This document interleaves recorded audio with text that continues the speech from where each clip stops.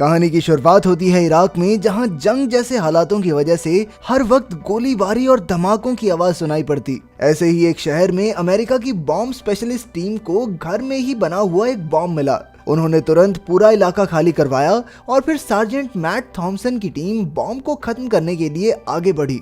वो एक robot drone के जरिए बॉम्ब को खत्म करना चाहते थे, लेकिन उस ड्रोन का एक टायर रास्ते में ही निकल गया। अब समय बहुत कम था, इसलिए मैट ने मामला अपने हाथों में लेने का फैसला किया। उसने तुरंत अपना भारी भरकम बॉम्ब सूट पहना और ड्रोन की ओर बढ़ने लगा। वहीं उसके साथ ही सार्जेंट सैनबॉर्न और स्पेशलिस्ट ओवन पीछे निगरानी के लिए रुक गए। फिर मैट ने ड्रोन का टायर फिट किया और बॉम्ब उठाकर उसमें रख दिया ताकि ड्रोन उसे खुद ही नष्ट कर दे। पर जैसे ही वो वापस आने लगा, तभी ओवन ने देखा कि पास की ही एक दुकान में एक आदमी फोन का इस्तेमाल कर रहा था। वो बिना कुछ सोचे समझे उस आदमी की तरफ भागा और फोन फेंकने के लिए चिल्लाने लगा, लेकिन उस आदमी ने तेजी से एक नंबर मिलाया और अचानक बॉम्ब में जबरदस्त धमाका हो गया। इसी दौरान मैट की मौके पर ही मौत हो गई। अपने साथी की दर्दनाक मौत के बाद सैनबॉर्न ने भारी मन से मैट का सारा सामान इकट्ठा किया और उसके घर वापस भेज दिया। इसके बाद जब वो फौज के अड्डे पर लौटा तो उसकी मुलाकात अपने नए लीडर जेम्स से हुई। उस वक्त जेम्स कमरे की खिड़कियों से प्लाई उतार रहा था। सैनबॉर्न ने उसे ऐसा करने से रोकना चाहा क्योंकि वहां अक्सर हमले होते रहते थे, लेकिन जेम्स कहने लगा, भाई अगर हमला हुआ ना तो एक बॉम्ब में ये छत भी गिर जाएगी, प्लाई से कुछ नहीं होता।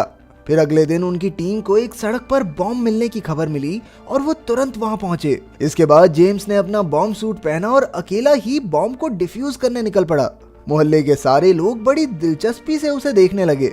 तभी जेम्स ने वहां एक स्मोक बॉम्ब फेंक दिया ताकि कोई उसका ध्यान न भटका सके, लेकिन इस वजह से वो अपनी टीम की आंखों से बिल्कुल ओझल हो गया। इसके बाद जब वो आगे बढ़ा तो उसे कचरे के नीचे एक बॉम्ब दबा हुआ मिला और उसने आसानी से उसे डिफ्यूज भी कर दिया। उसे लगा कि काम खत्म हो गया है, लेकिन जल्द ही उसकी नजर एक और तार पर पड़ी, जिसे बाहर निकालते ही उसके होश उड़ गए, क्योंकि वहां एक नहीं बल्कि 6 बॉम्ब्स एक साथ छिपाए गए थे। लेकिन उसने बिना किसी खौफ के 6 के 6 बॉम्ब्स की तारें काट डाली। वहीं जब एक जासूस ने छत से जेम्स को ये सब करते देखा तो वो तुरंत सीढ़ियों से उतरकर भाग निकला। आखिरकार जब जेम्स वापस टीम के पास पहुंचा तो सबने उसकी बहादुरी की तारीफ की, लेकिन सैनफोर्ड ने कहा कि उसे बाकी टीम को भी खबर करते रहना चाहिए, क्योंकि ये उसका अकेले का मिशन नहीं था। लेकिन जेम्स ने उसकी बात अनसुनी कर दी। फिर अगले दिन जेम्स फौजी अड्डे पर घूम रहा था तो बेकहम नाम का एक बच्चा उससे डीवीडी खरीदने को कहने लगा। उसके बार बार कहने पर आखिरकार जेम्स ने उसके मालिक से एक डीवीडी खरीद ली। इसके बाद उनकी टीम को फिर से एक बॉम्ब नष्ट करने के मिशन पर भेजा गया। इस बार ये बॉम्ब यूनाइटेड नेशंस की बिल्डिंग के बाहर खड़ी एक गाड़ी में था। उन्होंने तुरंत बिल्डिंग खाली करवाई और फिर जेम्स बॉम्ब सूट पहनकर गाड़ी की ओर बढ़ने लगा, लेकिन अचानक पास की एक बिल्डिंग से एक आदमी ने गाड़ी पर गोली चला दी और वहां से भाग निकला। पर फौजियों ने कुछ ही पलों में उसे धर दबोचा। इधर जेम्स ने फायर एक्सटिंग्विशर से गाड़ी की आग बुझाई और उधर ओवन और सैनफोर्ड अपनी जगह पर तैनात हो गए। फिर जब जेम्स ने गाड़ी का ट्रंक खोला तो उसे दोबारा वैसे ही जुड़े हुए बॉम्ब्स मिले जैसे उसने पहले डिफ्यूज किए थे। पर कुछ ही पलों में उसने अपना बॉम्ब सूट ही उतार दिया, क्योंकि उसे लगता था कि मुंह के पास बॉम्ब फटेगा तो क्या घंटा बजाएगा ये। गाड़ी में मौजूद बॉम्ब्स पूरे इलाके को तबाह करने की ताकत रखते थे, लेकिन जेम्स नंगे हाथों से ही उन्हें डिफ्यूज करने में जुट गया। फिर वो गाड़ी में उस डिवाइस को ढूंढने लगा जिसके जरिए बॉम्ब में धमाका किया जाता है। तभी सैनफोर्ड ने हेडसेट के जरिए उससे बात करने की कोशिश की, पर जेम्स ने तो अपना हेडसेट ही बाहर फेंक दिया, क्योंकि इससे उसका ध्यान भटक रहा था। दूसरी ओर एक ऊंची मीनार से एक आदमी चुपके से ये सब रिकॉर्ड करने में लगा था। खैर जेम्स वो डिवाइस ढूंढने में कामयाब रहा और उसने सभी बॉम्ब्स को डिफ्यूज भी कर दिया। फिर जैसे ही वो अपनी गाड़ी में बैठकर सिगरेट पीने लगा तो अचानक उसके सर पर सैनफोर्ड का मुक्का पड़ा, क्योंकि उसने मिशन के दौरान सैनफोर्ड की बात का जवाब नहीं दिया। खैर बाद में कर्नल रीड वहां आया और उसने जेम्स की काफी तारीफ की, क्योंकि आज का मिशन पूरा करके उसने न जाने कितने लोगों की जान बचाई थी। जब कर्नल ने पूछा कि उसने आज तक कितने बॉम्ब्स डिफ्यूज किए थे तो जेम्स ने बताया कि वो आज तक पूरे 883 बॉम्ब्स डिफ्यूज कर चुका है। फिर अगले दिन उनकी टीम जब्त किए हुए बॉम्ब्स को धमाके से उड़ाने के लिए रेगिस्तान में पहुंची। इसके बाद पूरी टीम गाड़ी में बैठकर वापस शहर की ओर चल पड़ी, लेकिन 2 गाड़ियों ने उनका रास्ता रोक लिया, जिनमें बैठे लोगों के पास कई हथियार थे।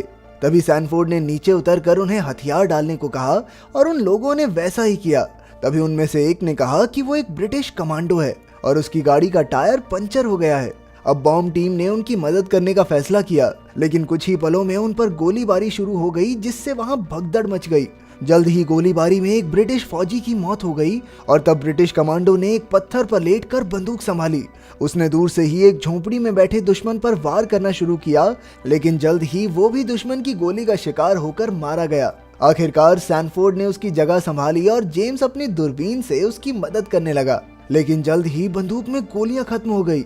अब जेम्स ने ओवन से मरे हुए कमांडो की जेबों की तलाशी लेने को कहा। ओवन को गोलियों का डब्बा तो मिल गया, लेकिन अब खून लगने की वजह से बंदूक जाम हो गई थी। आखिरकार जेम्स ने खुद खून साफ किया और फिर सैनफोर्ड ने एक एक करके सभी दुश्मनों को मार गिराया। फिर रात को वो सब जेम्स के घर पर जीत का जश्न मनाने पहुंचे। तब सैनफोर्ड ने देखा कि जेम्स ने अब तक जितने भी बॉम्ब्स को डिफ्यूज किया था, उनका कोई ना कोई हिस्सा उसने अपने साथ रख लिया था। जेम्स ने उन्हें बताया कि ये उसे हमेशा याद दिलाता है कि वो रोज कितने खतरों का सामना करता है। इसके बाद जब वो अगले मिशन पर निकले तो कर्नल कैम्ब्रिज भी उनके साथ था। उन्हें खबर मिली थी कि एक बिल्डिंग में गैर कानूनी तौर पर बॉम्ब्स बनाए जा रहे हैं। अब बॉम्ब टीम जांच के लिए बिल्डिंग के अंदर घुसी और कैम्ब्रिज निगरानी के लिए बाहर ही रुक गया। वहां उन्हें बॉम्ब बनाने का ढेर सारा सामान मिला, लेकिन बॉम्ब बनाने वाले उनके आने से पहले ही फरार हो गए थे। फिर एक कमरे में जेम्स को एक बच्चे की लाश मिली, जिसका सीना भयानक तरीके से कटा हुआ था। उसे पास से देखने पर जेम्स को याद आया कि वो वही डीवीडी बेचने वाला बच्चा बेकम था। उसे देखते ही जेम्स की आंखें आंसुओं से भर गई, लेकिन उसने जैसे तैसे खुद को संभाला और उसके पेट में छिपाए गए बॉम्ब को बाहर निकालने लगा। इसके बाद वो उसे उठाकर बाहर गाड़ी तक ले आया। वहीं कैम्ब्रिज आम लोगों को वहां से हटाने का काम कर रहा था, तो जेम्स ने उसे वापस चलने को कहा, पर तभी वहां एक जबरदस्त धमाका हुआ और कैम्ब्रिज वहीं जलकर राख हो गया। यह देखकर ओवन बिल्कुल हिम्मत हार गया और पागलों की तरह कैम्ब्रिज को ढूंढने लगा, पर जेम्स ने बड़ी मुश्किल से उसे शांत किया। फिर अगले दिन जेम्स उस आदमी के पास पहुंचा जिसके यहाँ बेकम काम करता था। उसने उससे बेकम के बारे में पूछा, लेकिन वो आदमी कहने लगा कि उसे तो अंग्रेजी समझ ही नहीं आती। लेकिन जेम्स को न जाने क्यों शक हो गया कि जरूर यही आदमी उनकी जानकारी दुश्मनों तक पहुंचा रहा है। जेम्स जबरदस्ती उस आदमी की गाड़ी में बैठ गया और कहने लगा कि मुझे बेकम के घर ले चलो। आखिरकार उस आदमी ने वैसा ही किया और जेम्स को एक पते पर छोड़कर तुरंत वहां से भाग निकला। फिर जेम्स जब घर में घुसा तो एक आदमी उसे देखकर डर गया, लेकिन उसने कुछ कहा नहीं। और जब जेम्स ने बेकम के बारे में पूछा तो वो कहने लगा कि यहाँ कोई बच्चा नहीं रहता। तब जाकर जेम्स को एहसास हुआ कि वो आदमी उसे गलत पते पर छोड़कर भाग गया है। जेम्स किसी तरह घूमता घुमाता उस इलाके से निकला और अपने अड्डे पर लौट आया। फिर रात को उनकी टीम को एक मिशन पर भेजा गया। जैसे ही वो वहां पहुंचे तो उन्होंने देखा कि एक तेल के टैंकर में धमाका हुआ था, जिसमें कई लोगों की जान भी चली गई थी। जब जेम्स ने इस इलाके की जांच की तो वो समझ गया कि ये किसी सुसाइड बॉम्बर का नहीं, बल्कि एक आदमी का काम है जिसने बाहर से इस धमाके को अंजाम दिया है। अब जेम्स ने कसम खा ली कि इस सब के पीछे जो भी होगा वो उसे पकड़ कर रहेगा। उसने तुरंत अपनी टीम्स को उस आदमी की खोज में लगा दिया। जल्द ही उन्हें गोली चलने की आवाज सुनाई दी तो वो तुरंत उस ओर भागे। उन्होंने देखा कि दो आदमी ओवन को घसीट कर ले जा रहे थे। फौजियों ने तुरंत उन्हें गोलियों से भून दिया, लेकिन इसी चक्कर में जेम्स की गोली ओवन की टांग में जा लगी। फिर अगले दिन जेम्स और सैनफोर्ड ओवन को एक हेलीकॉप्टर में हॉस्पिटल ले जाने लगे, लेकिन ओवन जेम्स पर चिल्लाने लगा क्योंकि उसकी गोली की वजह से वो कई महीनों तक चल नहीं पाएगा। खैर, इसके बाद हम जेम्स और सैनफोर्ड को एक मिशन पर देखते हैं, जहां एक आदमी बाजार में बीचों बीच खड़ा था।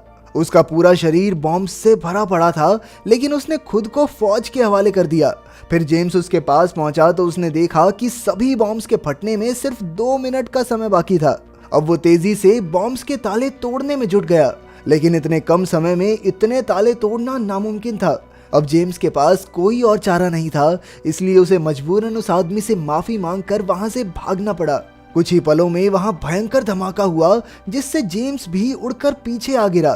सैनफोर्ड तुरंत उसकी ओर भागा क्योंकि उसे लगा कि जेम्स भी मैट की तरह मारा गया, लेकिन खुशकिस्मती से जेम्स बच गया था। आखिरकार जब वो वापस लौट रहे थे तो सैनफोर्ड ने उसे अपने दिल का दर्द बताया। उसने कहा कि उसे हर पल इस बात का खौफ सताता है कि कहीं वो अपनी पत्नी और बच्चे के साथ जिंदगी जी ही ना पाए। लेकिन जेम्स ने उसे हिम्मत दी और कहा कि एक दिन उसका भी एक खुशहाल परिवार जरूर होगा। इसके बाद हम उसे एक नए मिशन पर जाते हुए देखते हैं, जहां उसने बड़ी बहादुरी से बॉम्ब्स को डिफ्यूज करके बहुत से लोगों की जान बचाई। अगर वीडियो पसंद आई तो लाइक कर देना, चैनल को सब्सक्राइब कर देना। मिलते हैं अगली वीडियो में।